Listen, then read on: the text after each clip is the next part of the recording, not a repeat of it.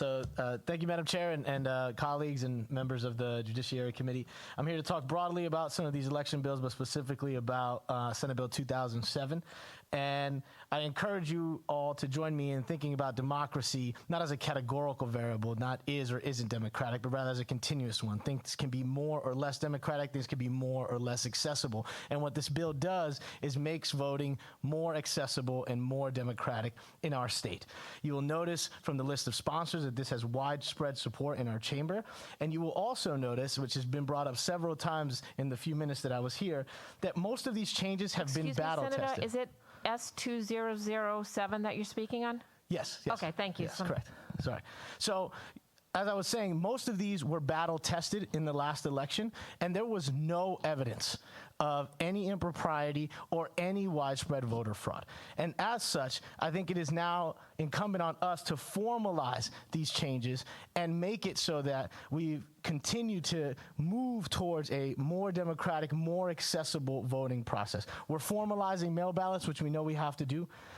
We're also addressing many of the concerns of some of the detractors, specifically moving from a every other year check on voter registration records to 4 times a year does more than enough to address the concerns of folks who believe that there are issues with our voter rolls. We know that there aren't, but this would be doing 8 times the number of voter updates that we're doing right now.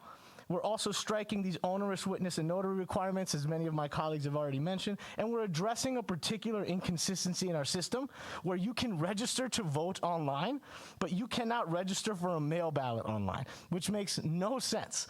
As we get down away from paper and move more towards accessibility through technology, it only makes sense that we take these measures. So I'm happy to answer any questions, but I appreciate your time, and I especially appreciate my colleague, Senator Don Oyer, who's been championing this bill. I had my own bill in my rookie season, not realizing that, there are other people who are carrying these mantles, and so this time I just kept my stuff in the locker, and happy to support Senator Oyer in her efforts.